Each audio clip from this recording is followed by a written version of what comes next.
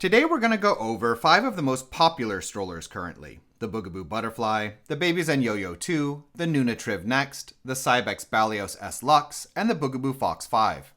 These strollers vary quite a lot, both in terms of size and weight, as well as their capabilities for better tackling different sorts of use. And the purpose then in pitting them against each other is specifically because of these differences, in order to help parents just starting out on the journey of looking for a stroller to understand how different types of models are more or less appropriate for different sorts of needs and environments.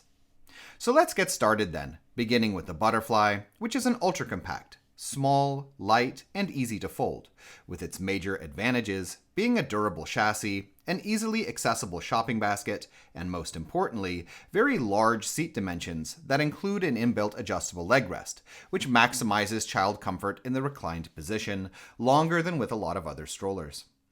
The Butterfly can be a great choice if you're looking for something to travel with, if you tend to drive a lot and need something that doesn't take up a lot of space and will be quick to get in and out of the trunk, or if you live in a very smooth, paved environment, where the reason for this last condition is that the model has small front wheels and struggles over rougher ground, making it the wrong choice if you live or are planning to travel somewhere where rougher conditions are unavoidable. Another reason the Butterfly may not work is if you're buying a stroller for the newborn period but don't want to use a car seat with the model, as Bugaboo currently doesn't have a bassinet or cocoon available, and the Butterfly seat doesn't recline enough for infants. Next up is another ultra-compact, the Yoyo 2, which has the major positives of simply designed mechanisms and pretty proven longevity, making it a stroller I consider quite safe to buy secondhand, and the combination of a slim folded profile and a long shoulder strap that make it arguably the most comfortable model out there to carry around slung from your shoulder. The Yo-Yo is first and foremost a great model to buy for travel, where it can tackle at least somewhat rougher ground than the Butterfly due to its larger front wheels, and where there are 2 newborn setups available for extra purchase, in addition to car seat adapters, one of which can be folded down with the stroller itself.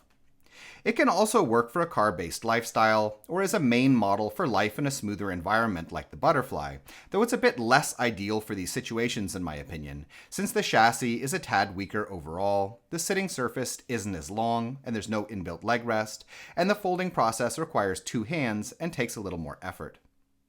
Moving on, we get to the TrivNext, a lightweight, reversible seat model whose main positives are its super easy fold, strong terrain capability relative to its weight, and easy-to-use car seat compatibility.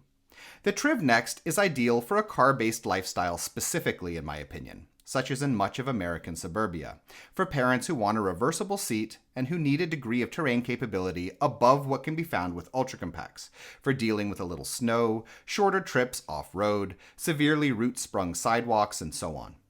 Its lightweight and small folded size also make it useful for travel, in particular if you're going somewhere a bit rougher, though it's not small enough for cabin luggage and would have to be gate checked. The major negative with the TrivNext is that its lightweight and slim design make it somewhat weak, and for this reason, it's not a good model for all-day, everyday use, such as is typical for parents who tend to get around without a car, as it will often loosen up and wear down too quickly. Next up is the new version of the Balios S Lux, a full-sized, reversible seat stroller whose main positives are a relatively sturdy chassis, a newborn acceptable recline, a large and accessible shopping basket, and decent shock absorption, all for a price that makes it highly competitive within its own price class for parents shopping on a budget.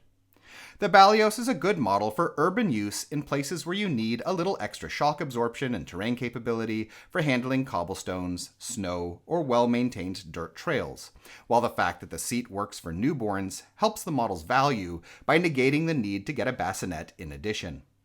The Balios folds down sufficiently compact to fit in a lot of trunks, but it's not a small model, nor is it particularly light, making it not ideal for parents who are in and out of the car all day.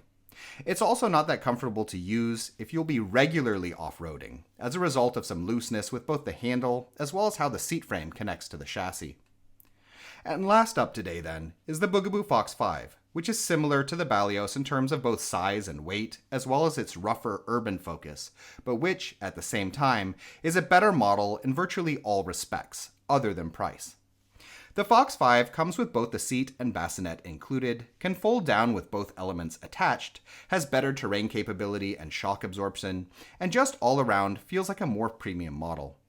Its folded dimensions with the seat or bassinet attached are a little larger than the Balios, making it even less ideal for packing in and out of the trunk. But otherwise, if you tend to get around without a car and need to contend with snow, harder cobblestones, or even want to do a bit of hiking in the woods daily, provided the trails aren't too rough, the Fox 5 is capable of this, while also providing a premium, ease-of-use oriented stroller experience beyond what you get with a lot of other brands.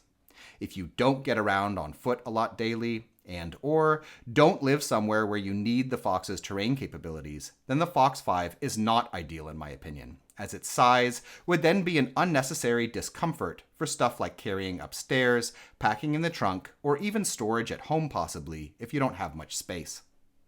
In any case, we hope you found this video interesting, and if you did, please subscribe, as a sort of support really helps us to continue making videos in the future. If you'd like to know more about any of these models, we have standalone reviews for all of them that go into a lot more detail, and links have been added in the description.